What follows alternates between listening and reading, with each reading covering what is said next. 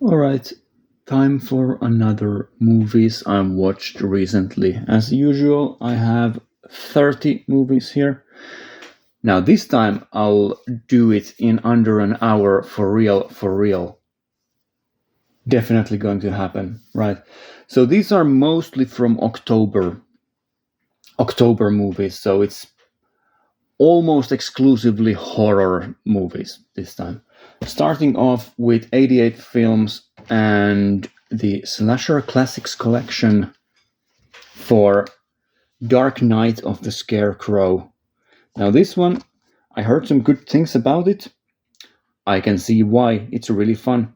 I liked it a lot. It's like a countryside slasher movie. There's this guy. He's like Lenny from Mice and Men. This sort of big guy with the mental capacity of a child, right? And he's accused of murdering a little girl, and then the local men kind of form a militia and like hunt him down. And then they find out that he was innocent, so of course. And then he comes back as this sort of like a scarecrow character, and starts killing them off one by one. Basically, that's the basic idea. There's more to the movie. You'll figure it out when you watch it, but that's the basic idea. I liked it a lot. Very nice kill scenes, as you would expect from a good slasher movie. Has a good message about giving people the benefit of the doubt and whatever. It's a good one. Very tense, very gruesome, just a good time. Perfect perfect October movie. Next up, I watched Double Face by Ricardo Freda. Has Klaus Kinski in it. Klaus Kinski, as usual, is just deranged in this movie, as he always is. It's not as over the top as Kinski usually does, but still, yeah. I don't really want to talk much about this movie because the less you know about it, the better it is. It's it's about a car crash. It's about a videotape. It's very much about this sort of psychological thing with like not really knowing who is who at times. It's a strange one. In terms of Ricardo Freda's films, I think this is one of the weaker I've seen. Like I Vampiri and The Horrible Dr. Hitchcock are much stronger in my opinion. But it's an interesting one. It's definitely out there. It's not what you would expect necessarily from Ricardo Freda. Like he's very famous for his gothic horror movies, like these Italian gothic horror movies. So this is much different from the other stuff. Yeah, don't really know what much more to say about it. It's like low 7 for me, maybe a high 6. Didn't blow me away, but it's interesting. It gets more interesting as the movie goes on. Right. It's very difficult to talk about some of these movies because, first of all, some of these I watched like a month over a month ago, so I don't really remember all the details. And also, I want to dance around this story plot points because I don't want to spoil anything. Because I usually go into movies completely blind. I don't like watching trailers or really knowing anything about them, other than maybe the name of the director and some of the actors. Yeah.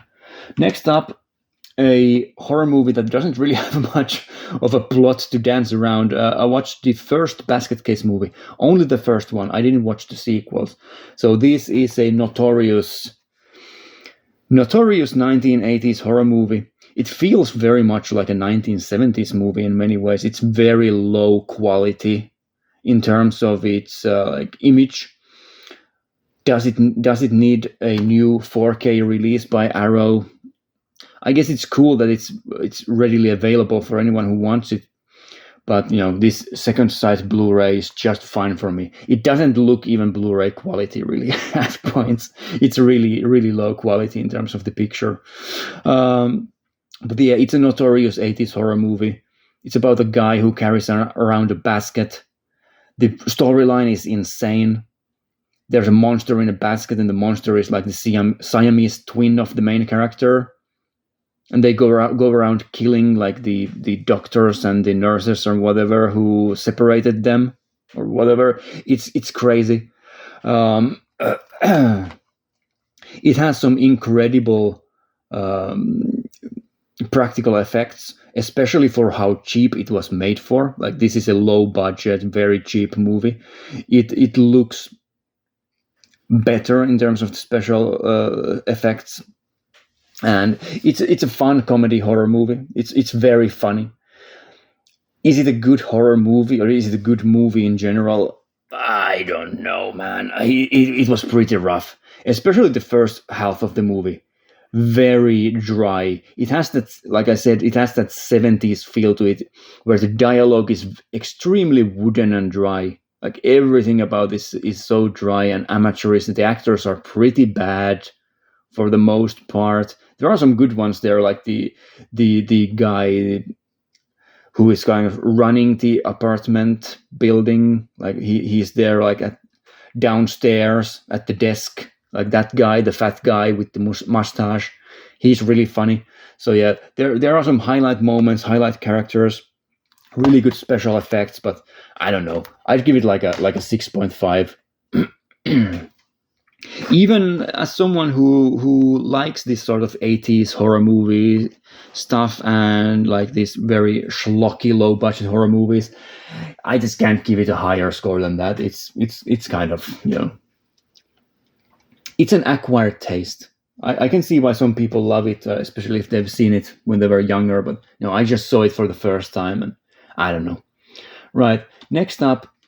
In every one of these videos, there has to be at least one massive disappointment, and this is one of those. For this one, I watched for the first time La Llorona, which is an early Mexican horror movie directed by Ramon Pion.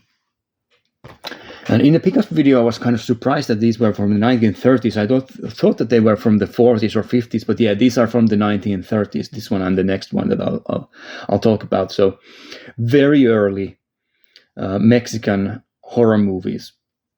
The folklore legend of the crying woman, basically, here. I didn't really like this movie at all. I thought it was incredibly dull.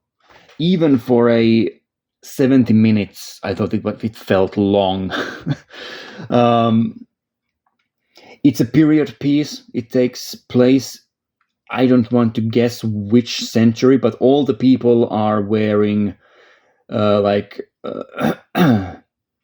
really tight trousers you would expect from like a pirate, that people dress like they're in a pirate movie, with these frilly shirts and these tight pants, and everyone is carrying around like a saber, the sword.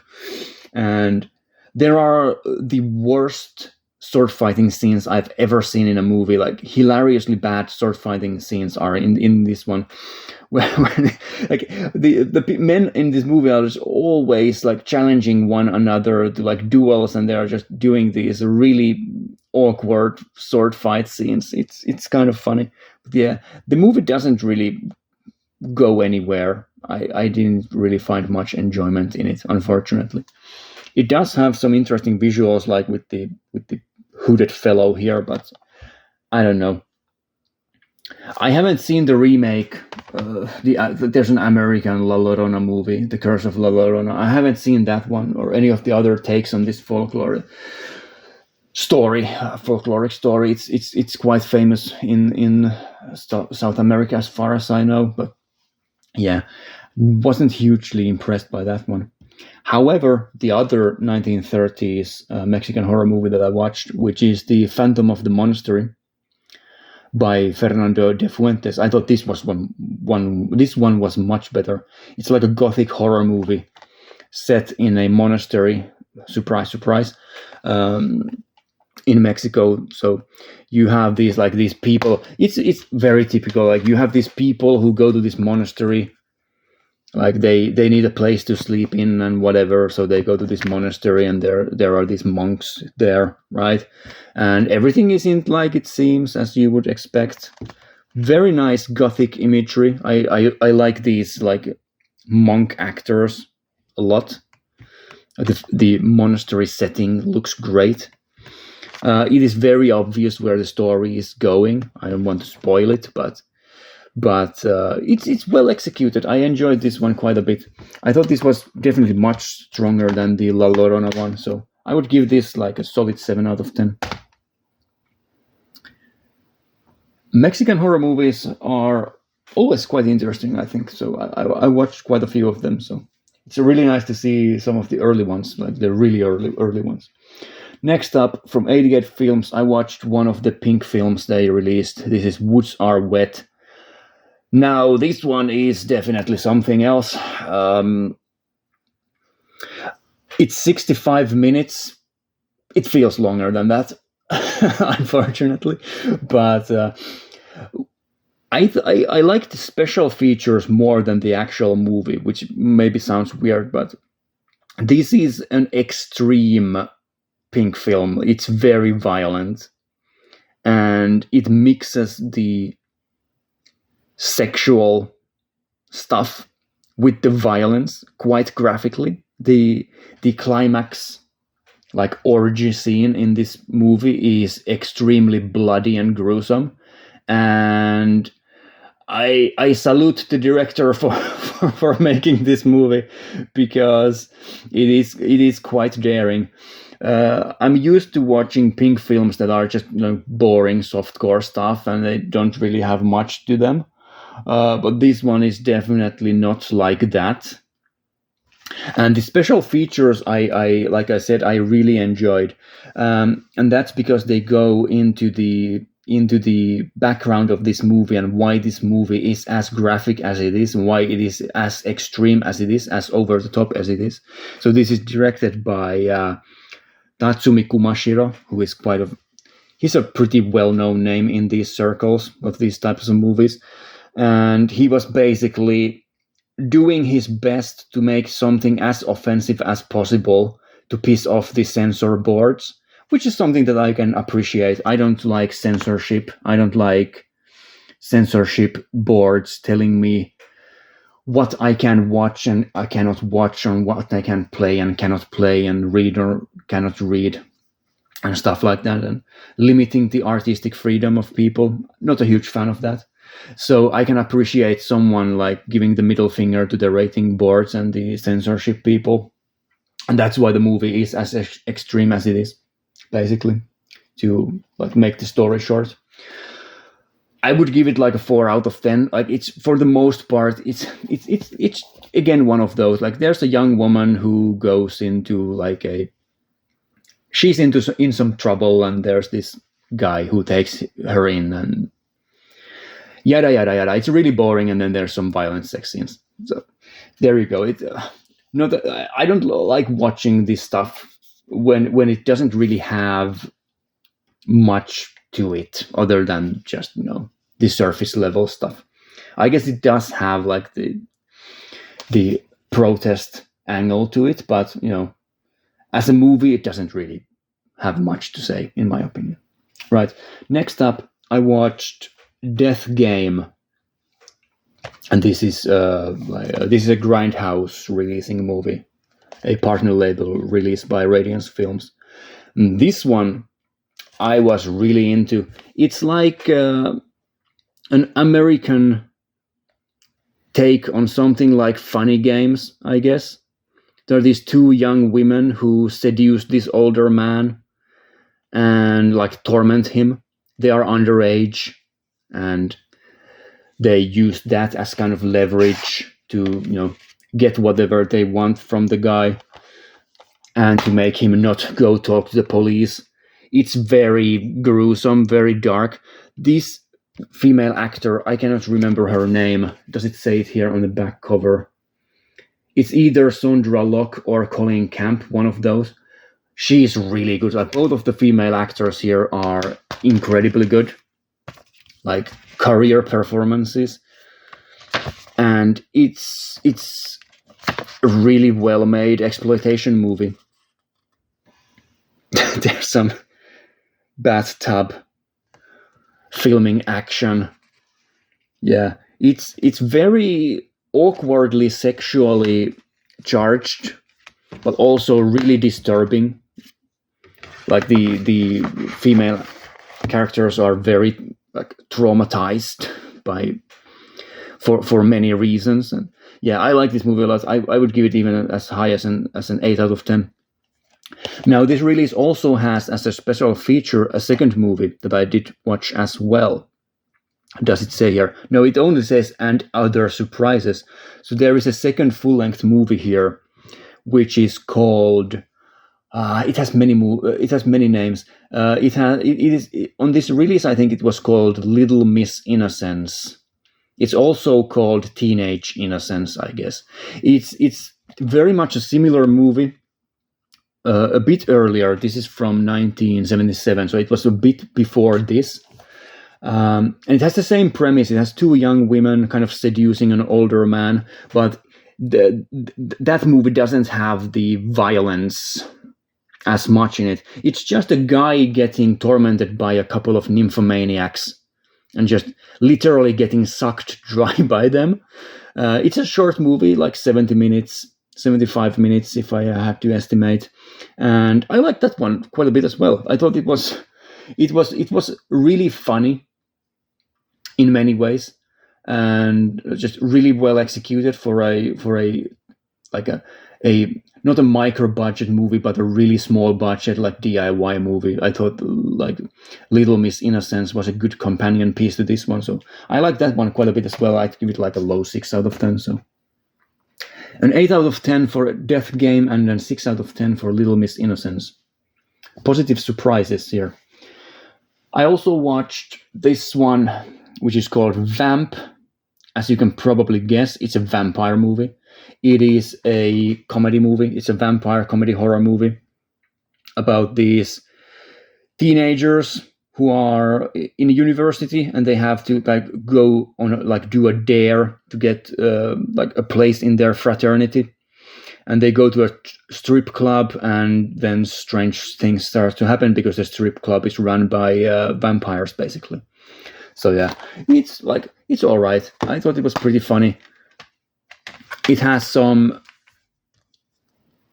hilarious scenes with this. This character right here. This is one of the main guys. He gets killed during the movie. A small spoiler, but he comes back, and he's a really funny vampire character in this movie. Really funny side character. So I think the balance of the comedy and the horror is pretty spot on here. It's more on a comedic side, really, but also has some of the good old 80s.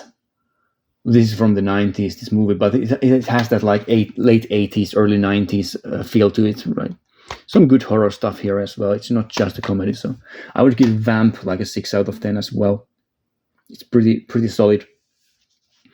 Next up, I watched the zombie movie Burial Ground, directed by, what is the name of the guy? Andrea Bianchi. I'm not sure I've seen anything else by him. This is a proper zombie movie. This release is it's a region-free Blu-ray from Severin.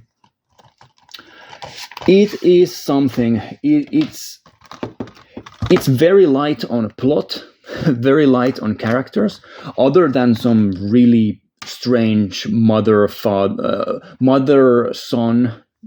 kind of almost incestual stuff going on, which is kind of disturbing. But for the most part, it's just these guys this group of people go into this mansion, and there are zombies, and the zombies just keep on coming, and they kill everyone. Basically, it's a balls to the walls zombie movie with not very much plot to it. It's just people trying to survive in a mansion getting attacked by just a horde of zombies, and the zombies are really look really gruesome. Like these, they're like rotting corpses. Very much in the fashion of many other Italian horror movies, where the corpses are really really rancid, basically, like something like zombie flesh eaters and stuff like that, where they don't even look like humans anymore. Very much, but yeah, it's like a 6 out of 10 movie for me. Again, many 6 out of 10 horror movies here in this video. Nothing groundbreaking, nothing special, but it's a good watch if you want to see zombies and you've checked all the basic stuff. Like, that's a bit more on the obscure side. Next up, let's do this one because it fits with the other ones better than what I have next here. Seed People. So this is by 88 Films. £15 for a nice hardcover slipcase, and a really nice release for this low budget horror film. It's very much a pod people movie. So if you've seen stuff like Invasion of the Body Snatchers, you know what you're getting into. So there's a poster with the cover art. I don't know how well you can see that. And then another artwork on the other side. Looks like this. So yeah, the movie is about a alien plant that has fallen to Earth, and it's taking control of people and making them work for it, I guess. I guess you have to call it it. I like Seed People a lot. This is again another one of these 6 out of 10 horror movies for me. I cannot give it a higher score because it's really dumb and silly and doesn't it doesn't have as much going for it as something like Invasion of the Body Snatchers, which I think is one of the great 1970s horror movies. So this is from 1992. And for a 90s horror movie, this is actually pretty damn good.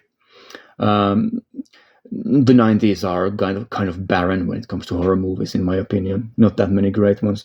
But yeah, it's pretty good. It's fun. It has this nerdy geologist guy as the main guy who is trying to solve the mystery of why are the people around the town turning into these brainless husks, basically. And yeah, they have these monsters around that these are the actual seed alien monsters that also take control, mind control the humans and stuff like that. And it's fun if you like these sort of just silly horror movies. It's really fun. It's like an old school sci-fi horror movie, but made in the 90s.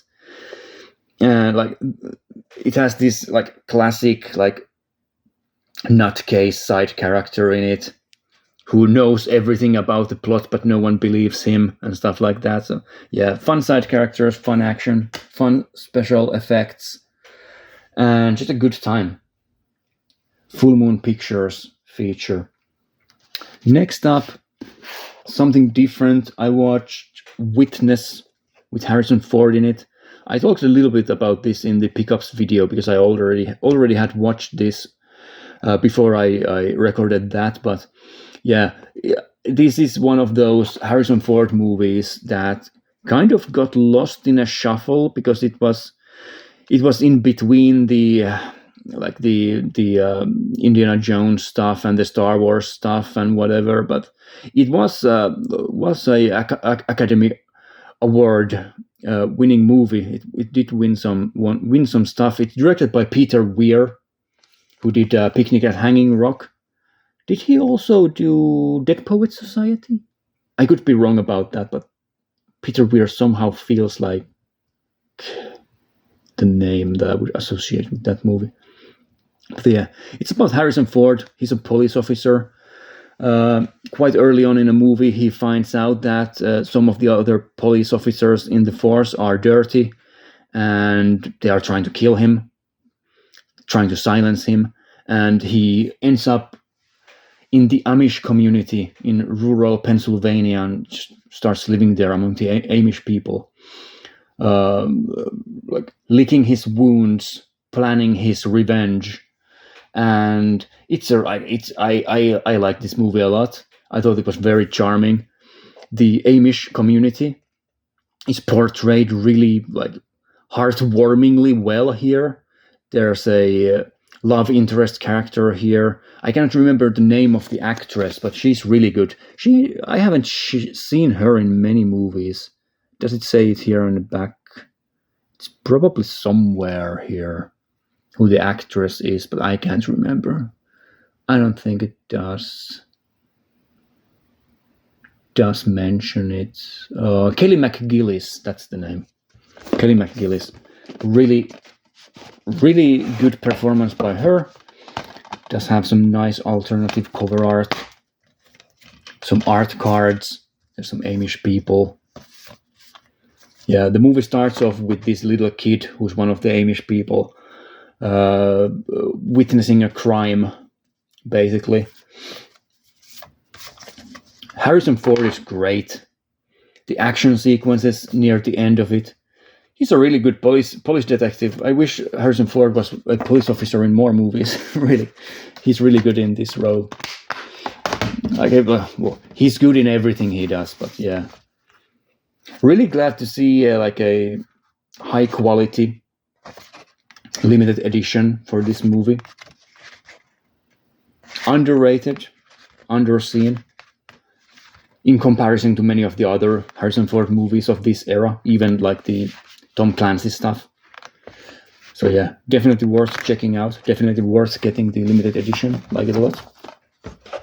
I'd give it like a solid 8.5. Must watch for anyone who likes Harrison Ford in particular. Next up, I watched Don't Torture a Duckling, which is a film by Lucio Fulci, one of the all-time great Italian horror directors or genre movie directors. Now, this one is really daring. Really daring. It's a giallo, kind of. Well, it is a giallo, but not in a typical way. It deals with young kids, like little kids, getting like killed by a serial killer, and it is quite disturbing in the violence because you actually see some of the deaths on screen. It's not off screen. Like usually when a kid gets killed in a movie, it's off screen, but here, like you see like little kids getting choked and stuff by this mysterious killer, who I'm not going to spoil who it is. I did figure it out quite early on. It's pretty obvious.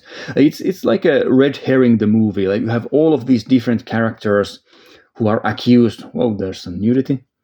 Oh yeah, there's one of the kids who dies. Yeah, some very, very nice PG imagery. So yeah, there's such a bunch of these different characters who are getting accused of being the killer. Obviously, red herrings all around, and when you figure out who the actual killer is, it's kind of a taboo thing. Anyway, it's like this is a movie that breaks all of the taboos out there. Basically, very daring movie. It was made in 1972, very early. I wouldn't expect a 1972 movie to have this extreme content in it, especially like a big name director and like a prominent release movie. Interesting stuff. So yeah, Don't Torture a Duckling. I'd give it like strong 8 out of 10 as well. Next up, I watched the entirety of the Arrow Video Psycho box set. So this limited edition has the original Hitchcock movie and then the sequels. There is also a re-release of this that only has the sequels. like the more genre film sequels in it. So yeah, Psycho I have seen a long time ago. The original, I rewatched it now. It must have been at least 10 years, probably more when I've last seen it. Incredible artwork here. Psycho has never been one of my favorite Alfred Hitchcock movies, and I would give it like a strong 9 out of 10. But he has so many movies that I would give a 10 out of 10 to, like Birds even, and like Rear Window and Vertigo, and there are so many great Hitchcock movies. Like Psycho, I always found some of the scenes with the killer. So you have like Norman Bates, played by Anthony Perkins. Some of the scenes featuring him, they are so silly, and some of the stuff that's supposed to be like disturbing and scary, I guess, is so poorly aged and silly in the movie, unfortunately. Like the cross-dressing stuff and how he jumps into the doorway in the end wearing the skirt and everything. I just cannot take it seriously. But the movie itself is great. The structure is really, really interesting, with the main character changing in the middle of the movie. If you haven't seen Psycho yet, like, too bad. I just kind of spoiled it there, but Janet Leigh is so good. Anthony Perkins is fantastic. Everything about it is great, but yeah, there's some things there that I don't think have aged particularly well. It is obviously the best of these 4 movies. Like, there's no doubt about that, and it's a great 1960s movie. But yeah, then the sequels. If I can get them out of here. These I hadn't seen yet. It's really tight. Why is it so tight? It wasn't like this before. There we go. The sequels, which are quite notorious. So in the 1980s, like 20 years later, Psycho came back with Psycho 2. And this was directed by Richard Franklin, the director of Road Games, and Patrick, a really good director. Road Games is really good. People often say that this is an unnecessary sequel, or why did they even make this? I think it's pretty good. I'd give it like a solid 7 out of 10. I enjoyed Psycho 2 quite a bit. So it's basically like, the premise of the movie is ridiculous, because you have Norman Bates, who is obviously like a deranged serial killer, right? He gets released from prison because he is deemed like not mentally ill or whatever. That would never happen. That would never happen. So he's released into the wild. He goes back to his old house from the original movie, gets a job, and then just starts killing people again. Surprise, surprise. Incredible. Who could have guessed? But I think it's like it's a very enjoyable like horror movie. It's nothing special, but it's not bad either. Like, it's a well-made movie, and yeah, I kind of liked it. So yeah, there's Psycho 2. Then the other ones. Now these aren't as good as the first 2, but I was surprised by enjoying both of these still. So I also enjoyed Psycho 3 and 4. Psycho 3 I found the weakest of the bunch. Some people prefer this over the 4th one because this is more like a comedy horror movie. It's very, very comedic. It was directed by Anthony Perkins, the actor who plays Norman Bates. That's interesting. Yeah, these have have these art cards in them and stuff.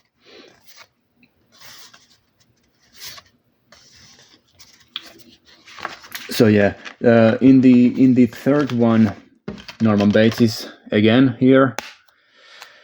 It's a direct sequel to the second movie, and he's there at the motel again. And there's this female who ends up coming to the motel. No spoilers about her.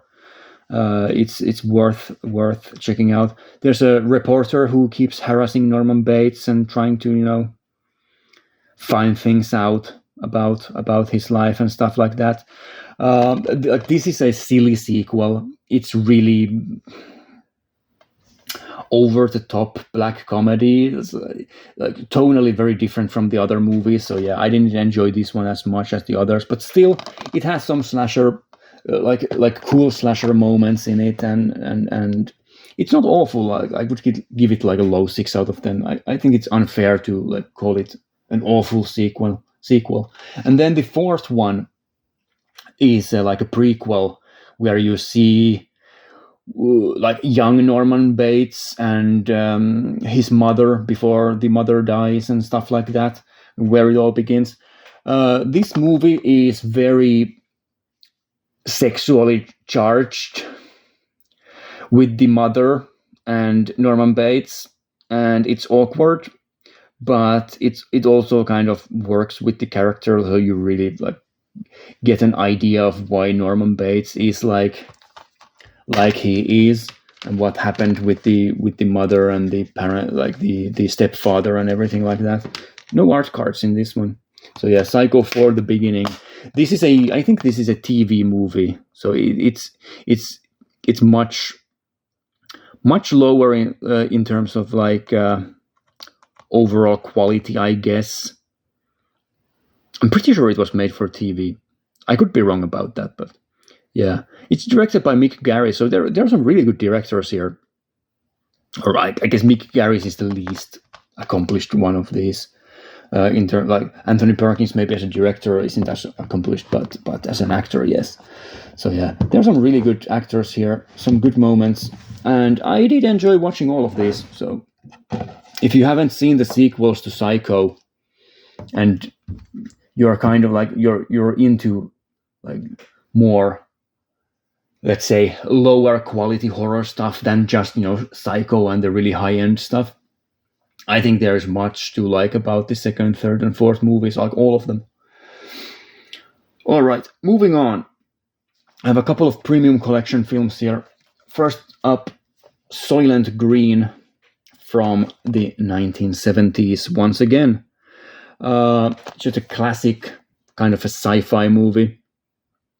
It has Charlton Heston in it, and yeah, I mean, if you don't know what Soylent Green is, I guess I won't spoil it, but yeah, this is such a famous movie that most people know what is up with this stuff. Like, you can see that, but this has some really interesting scenes in it. Really dangerous stunt work, like this scenes with these like trucks picking up people, scooping up people, like actual stuntmen and actors, like scooping up with these I don't know the actual terminology in English. It's like a front loader, something like that.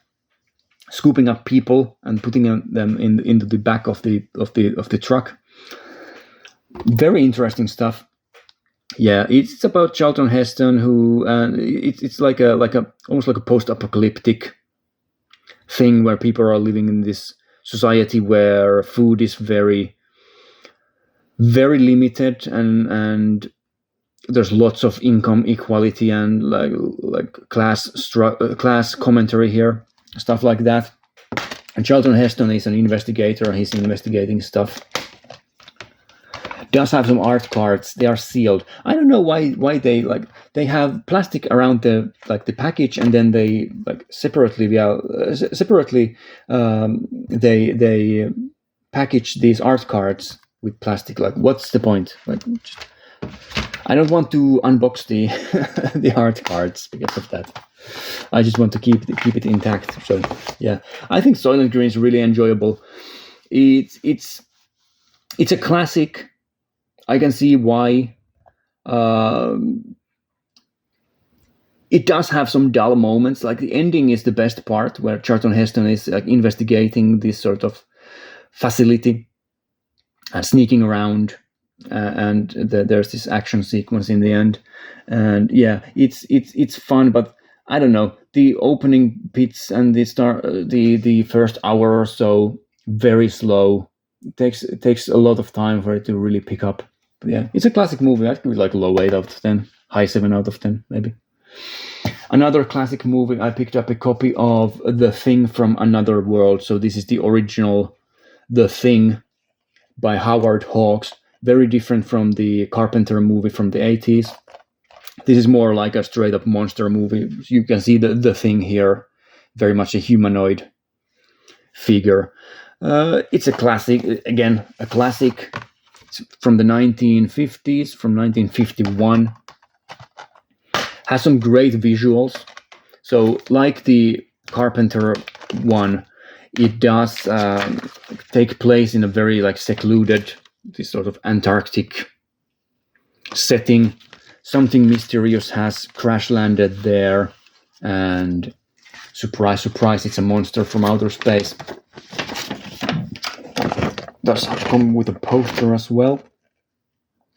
Yeah, it's sort of a paranoia movie. It's not as paranoid as the Carpenter version. So, like unlike in the Carpenter version, the monster doesn't really it doesn't hide as people.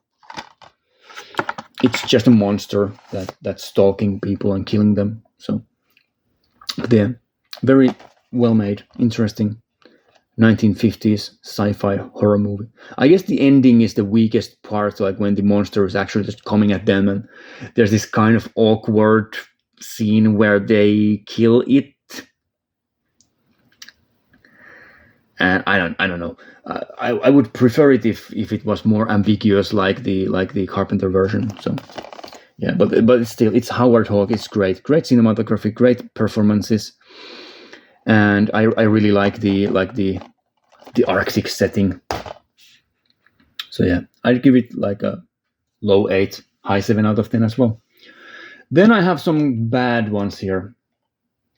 I watched from 88 Films Shockwaves, which is a zombie movie from the 1970s. Does have Peter Cushing in it.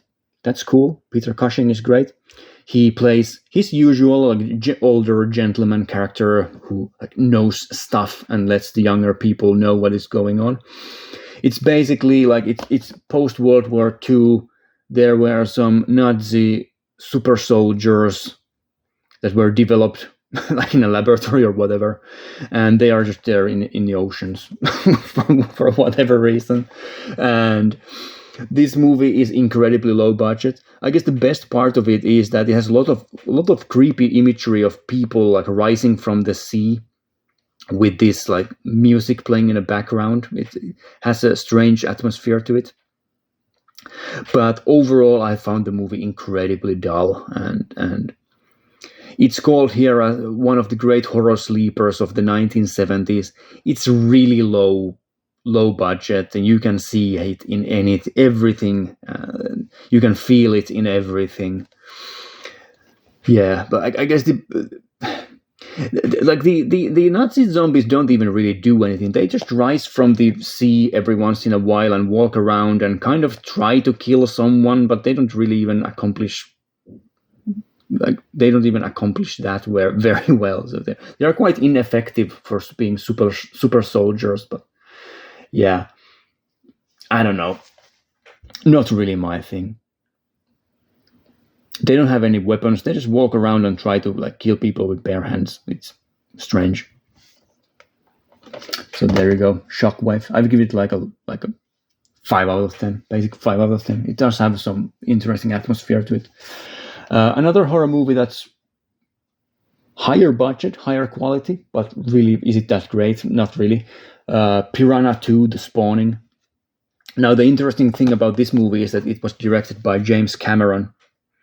So this is before Aliens and The Abyss and the other ones that James Cameron became really famous for. So this is an early James Cameron movie. Produced by Ovidio G. Assonitis, who is a notorious like thrash movie director and producer from Italy. He did stuff like Tentacles, which is an awful movie. Like this is 100 times better than Tentacles. It's basically about, well, surprise, surprise, it's about piranhas. And there is like this sort of mysterious string of deaths, like divers are dying, and it's all about piranhas, and the piranhas can fly. That's like, you are not safe anywhere. The piranhas will kill you underwater, but they will also kill you on the beaches, as you can see here. Like, this is, the artwork is great. Like, you can see here, like, the piranhas are flying, Piranha 2 flying killers. The other side is just the basic cover art, the same as the Blu-ray case.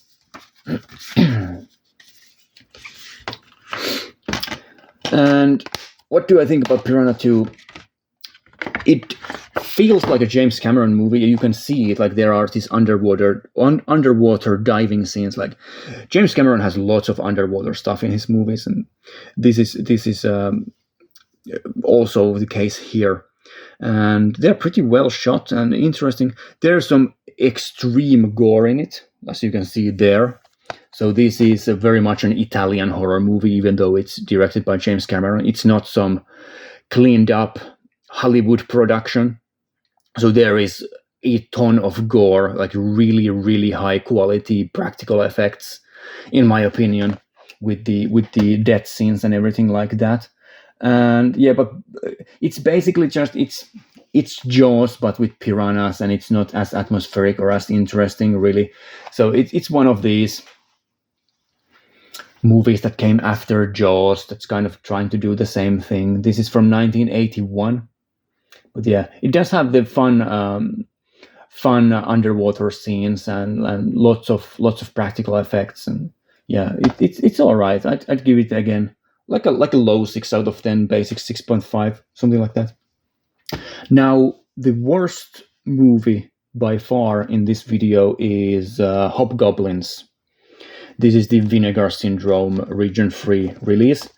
Now, this is bad. This is pretty damn bad. I did kind of enjoy it, though. It wasn't an awful time, but yeah, it's one of those Gremlins ripoffs that came after the success of Gremlins. This is from 1988. It's about this warehouse. There's this older guy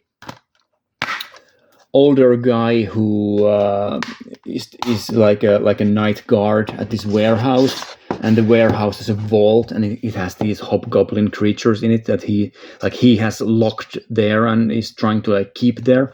But of course, then you hire a young guy who immediately runs into there and opens the door and stuff like that. So the hobgoblins get out and they start wrecking places. It's really low quality, low budget. Like, the puppets look all right, I guess. Very much inspired by Gremlins. So it's a Gremlins ripoff. But one of the things that I enjoyed about this, I'm very surprised that it has like a 2.2 average in IMDb. That's very low for this movie, I think. I would give it like a solid 3.5. I think that's fair. This is a very trippy movie. Like, there are lots of these sort of hallucination scenes, because the thing that the hobgoblins do is that they get inside your mind and they kind of make your fantasies real, but then they kill you with the fantasies, this sort of thing. And there are some really trippy, dreamlike, like, hallucination sequences in this movie with these young guys like having these fantasies. There's this one guy who is obsessed with this like sex line worker, like phone sex line worker, and of course his fantasy is that he meets the woman and stuff happens, as you can probably guess. It's at times fun, but for the most part it's just really cheap and just not that great. Again, this is one of those movies where I did enjoy the special features a lot, because there are many special features here featuring like the director and who is Rick Sloan, and like making of stuff and everything, so you can kind of see how they made this like almost zero budget tiny horror movie. All the actors who played parts in this movie who are interviewed, they all say that, yeah, I have no regrets, it was a great time, Rick Sloan is a cool guy, I liked making the movie, I don't regret anything. So that's kind of funny. And yeah, I did appreciate Hobgoblins a little bit, maybe a bit more than most people, I guess. Yeah. Next up, we're at 50 minutes. I won't be able to do this in less than an hour again.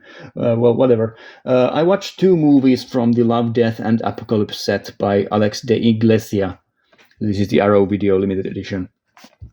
I've seen Action Mutant. I watched this earlier, maybe last year when I got this set, or earlier this year. I can't remember. I thought it was a pretty fun movie. I was very positively surprised by it. Like a strange sci-fi film, almost. But yeah, I watched the other two movies from the set, starting with The Day of the Beast. I think this is the best movie in the set. It was really entertaining. It's about a priest who is prophesizing the end of the world, and he's trying to contact Satan to prevent the end of the world, whatever. It's strange. It's a fun premise. It's a comedy horror movie. I thought it was really fun, really entertaining. It has this metal like record store worker metal guy as the sidekick. He's really fun. He's also in most of the other. I think he's in all of the movies in this set. Or at least he is also in Perdita Durango in a tiny side role. But yeah, just I had never even heard of this movie. Apparently, it's pretty popular. Again, it's a Spanish movie, so no surprise that I haven't heard of it. I haven't watched that many Spanish movies, but yeah, this was a big positive surprise for me. This whole set was a positive surprise for me. I liked all of these movies, but yeah, this is by far my favorite in a set. So it's a really fun comedy horror movie with lots of action scenes, and yeah, I'd give it like an 8 out of 10. And then the third one is Perdita Durango, which is an action movie, so this is not a horror movie. This one I thought was the weakest of the box set. It's over 2 hours long. It's about this. It has Javier Bardem in it, who is great, and it has Rosie Perez. It has this sort of a Bonnie and Clyde thing going on with these two people. They're both criminals. They're hunted down by James Gandolfini, of all people, who is like a police officer here. And it's about like these people. It's about like crime. It's drug related. And it also has some cult-like elements to it. One of the things that I enjoyed about this movie, again, praising these special features, is that there's a special feature dedicated to the real-life kind of strange cult that's also present in this movie. So these people who were kind of doing voodoo stuff and like human sacrifice and everything else, this sort of religious cult thing. I didn't know anything about it. It's quite prominently presented in this movie, so that context was really interesting. I enjoyed that quite a bit. But I guess the biggest problem I have with Perdita Durango is that it's just too long and it's not really that interesting for an action movie. There are some really nice action sequences in it, but for the most part, it's just Rosie Perez and Javier Bardem. They kidnap a couple of kids and like college, high school, college age kids and like torment them. That was a really long portion of the movie, really like too long, and it kind of loses focus every once in a while from the main stuff, and just kind of gets back to it. And I don't know, man. It's like a 6 out of 10 again for me. There aren't that many awful movies in this set. I think the last couple of movies I watched, videos, had more of these like really bad, awful movies. Right. And then lastly, for the physical releases that I have here, I watched Narc for the first time. I've known about this movie for a long time. I never watched it, but I'm glad that I did. Directed by Joe Carnahan. It's strange how he managed to make one movie that is this good and then never really captured that again with the other stuff. I don't think I can't remember if I've seen any of his other movies, but he has mostly done like this sort of kind of like box office flop B tier action movies, like straight to video stuff quality. But Narc isn't that. Like this was really, really, really good. I love this movie so much. It immediately jumps into my like top 100 of 2000s films. I loved it. It's a police film. It's about this guy played by Jason Patrick, who is like an undercover cop, and one of the other undercover cops gets killed. And Ray Liotta and Jason Patrick, these characters are played by them, are trying to figure out like what happened, basically. And after having played Ready or Not extensively, I recently just started playing it again. I'm doing an Iron Man run on Ready or Not currently. Like these, like the action in this reminds me a lot of that game. It's very violent and like sudden, just these sudden bursts of violence. Like you have some like drug addict that you are interrogating in a room, and you turn your back for a second, and just bullets start flying out of nowhere. This sort of thing, like very violent, very sudden, very surprising action sequences, and just grounded in reality. I think the police work, like how it's shown here, is really, really gritty and dark and very effective. This movie is really sad as well. Like I got really depressed after I watched this movie for many days, and it really affected me. So I think the drama side of this movie is better done than in many police films. Like the family side outside of the police work. Ray Liotta is also really good here. This is one of the last really good Ray Liotta performances. He didn't have many great movies in the 2000s, but Narc is definitely one of them. He's really, really, really intense in this movie, like he usually is, as you can see here. And yeah, I think this movie is fantastic. I think anyone who's into like police films, action movies, has to see this. The opening sequence with the body cam footage, basically, like they strapped a camera on like a stuntman's chest, and he runs after like the actors on the streets in the opening sequence. Just an iconic sequence, one of the all-time great sequences. So yeah, in these sort of police films at least.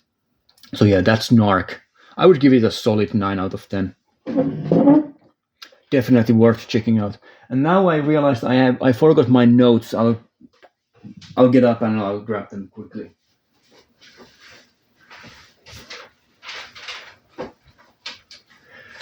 Because I don't want to edit this video. I don't want to edit videos. So I forgot my piece of paper where I wrote down the stuff that I don't have a physical release of. So these are the movies that I have a physical release of that I watched. And now I have 5 more here to finish off the video, doing a lightning round of this stuff that I watched. 4 of these I watched at a friend's place, and 1 of them I watched in the movie theater, of all places. So starting off with Extraterrestrial Visitors, ETV, which is a Spanish E.T. ripoff movie. It's a bizarre thing. It was directed by Juan Piguer Simon, who is a pretty good Spanish horror movie director, in my opinion. He did stuff like Slugs and Pieces, pretty famous horror movies from Spain, and his stuff is usually pretty good. Now he directed ETV, and this is an awful movie. I would give it like a low 4 out of 10. I think it's better than Hobgoblins. It's half really dark, like almost like alien ripoff stuff with these like alien eggs on planet Earth, and like these creatures hatching from the eggs and killing people. But then it's also like a family movie with this little kid who has one of these creatures who look like Alf. They are like dark Alf, the puppet character from the TV show, the American TV show Alf. It's just small Alfs walking around killing people, and then it's a family movie at the same time. It makes no sense. Like the style is completely like whack. It's awful. Yeah. So extraterrestrial visitors. I also rewatched Jacob's Ladder at a friend's place. I've seen this movie probably 15 years ago at this point. It's from the 1990s. It's probably best known for video game people because of the connection to Silent Hill. It's one of the main inspirations for Silent Hill. There are like direct scenes taken from this movie, put into Silent Hill. Like in Silent Hill 2, in the motel near the end, after James finishes watching the videotape, right? That scene when he's just sitting there in the motel room, that scene is from Jacob's Ladder, for example. And then you have the subway station from Silent Hill 3. That's near the beginning of the game, where you're just running around the subway station as Heather, and all the different like exits are locked up and stuff like that. That's from Jacob's Ladder as well. So it's a horror movie from the 1990s. It takes place during the Vietnam War, and it deals with this sort of conspiracy theory stuff. It's not really conspiracy theory because it deals with CIA and like their LSD experimentation stuff and like MK Ultra stuff and this sort of thing. There's a little bit of a spoiler, but it's very on the nose and obvious from quite early on in the movie what's going on there. So whatever. Yeah, it's one of my favorite horror movies from the 90s. I'd give it like a 9 out of 10, like a low 9 out of 10. It's kind of cheesy also at times, so all parts of it haven't aged really that well. But yeah, Jacob's Ladder, I think it's fantastic. Has a great main performance by Robbins. What is the name of the guy? It's Robbins, right? It's the guy from Shawshank Redemption. The not not Morgan Freeman, but the other guy, the white guy. What is his first name? Tim Robbins, something like that. Yeah, he's great in this movie. I also watched Caterpillar, which is a 2000s Japanese kind of a horror movie, I guess. It's by Wakamatsu, the director. It's an adaptation of the Edokawa Rampo story about the war veteran who is like a quadruple. Is that the word? Like it's an amputee. Like all of his limbs have been amputated, right? And he's just there, like he's the caterpillar, right? So he's just there on the ground, on the tatami, laying on his back, getting like fed food and hating everything about his post-war life, and really traumatized by some of the awful stuff that he had done during the war, and stuff like that. It's really interesting. I liked Caterpillar a lot. It looks bad because it's shot on like digital cameras, so the visuals aren't great, but it's it's pretty critical of the Second World War era Japanese society and like the mindsets of the people around that time.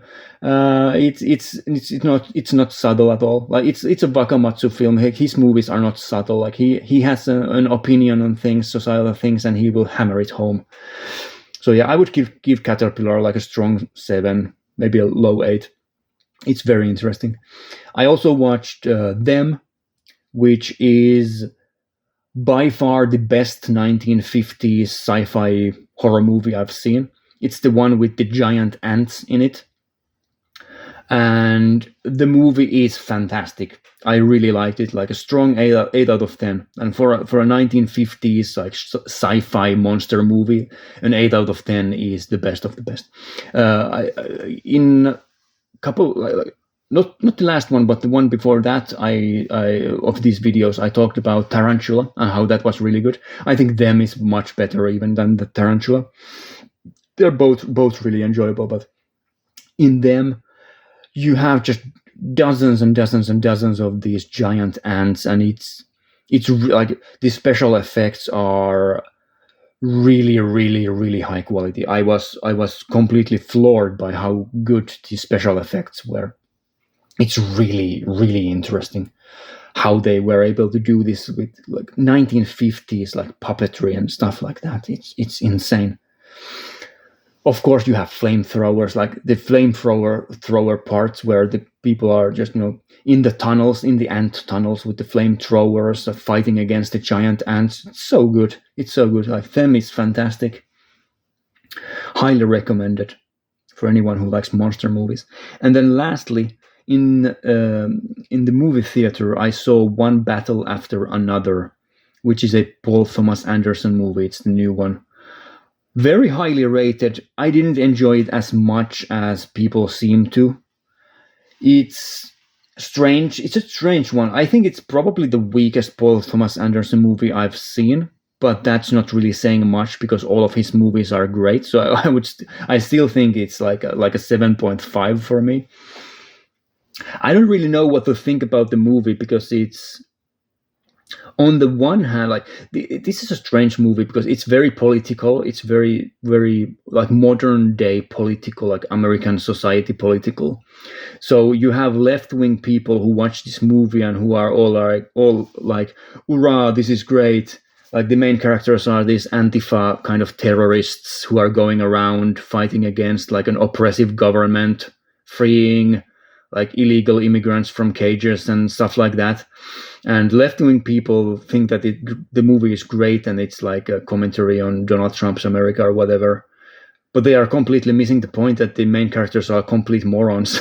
Like all of the left-wing people who are the main characters, like they are just morons. Like they are drug addicts. They are like snitches. Like all of them are snitches. Like every time one of them is captured by the oppressive government, they don't really even have to like interrogate these people. They just spill their guts immediately. Like they are just losers who are just abusing drugs and like having this power fantasy of being some sort of a resistance movement where in fact they are just idiots. Like, sorry to put it bluntly, but they are just morons, like all of them. The Leonardo DiCaprio main character is really funny. Like he's just a no life, low life, like loser. And I don't want to talk much about the storyline because the storyline is really crazy, and it's definitely worth checking it out before getting spoiled by it. But yeah, Leonardo DiCaprio has a daughter in the movie, and the oppressive government is trying to get the daughter. Sean Penn is the bad guy who is leading the police, basically, who are oppressing people and stuff like that. And Sean Penn wants the daughter of Leonardo DiCaprio because of reasons. But yeah, and then the right wing people, like they hate this movie because it's like left wing propaganda, apparently, I guess. But yeah, but I think the movie is pretty balanced, to be honest, because all the left wing people are idiots and morons, and all the right wing people are also idiots and morons in a movie. Like there is no one really in the movie, as far as I can tell, who is like a responsible, level-headed adult. Like all the left-wing people are like just terrorists and criminals and drug addicts and snitches, and all the right-wing people are these sort of conspiracy theory weirdos and just, I guess the only people in the movie who are just like normal are like the police officers who are just doing their jobs, basically. And yeah, it's a really long movie. It's like 2 hours and like 30 minutes, 40 minutes at least. Almost a 3-hour movie. It's really long. It has some incredible sequences in it, so like really long chase sequences, and just Paul Thomas Anderson is so good at building these large movies like without losing focus. and this is definitely one of those. Like he did Boogie Nights and stuff like that, where it's really long, but it never feels as long as it actually is, and everything makes sense. It's a coherent whole as a movie. But yeah, one battle after another. I don't really know what else to say about it. It's an interesting one. I guess it's a movie that's very difficult to evaluate at the moment because it's very topical. But I guess in like 10 to 15 years, we will see like how much it's reevaluated, or if it becomes like an all-time classic. I don't know. I'll probably rewatch it at some point because it's a Paul Thomas Anderson movie, and I think like he's one of the best directors of the 90s and 2000s. So it's definitely worth checking out. But yeah, I guess that's it. Hour and 10 minutes. I never make it under 1 hour. Going forward, I don't know if I can do like 30 movies at a time because I don't have time to watch as many movies as I usually do. So I'll probably like drop the number down to maybe 20 at some point, and I'll do like shorter videos with 20 movies in them. I don't know. But yeah, I like doing 30 movies and doing like long form content. So I don't know. We'll see. I'll be back again next week with something else. Thanks for watching, and bye.